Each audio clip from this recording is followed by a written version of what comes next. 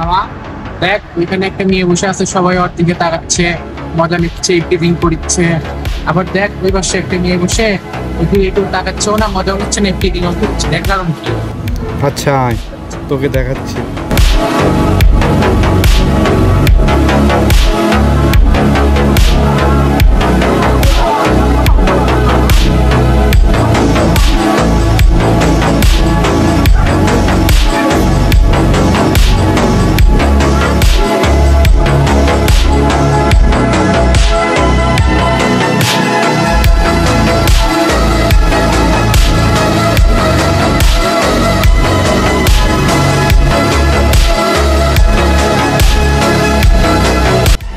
তুই কিছু বুঝছিস?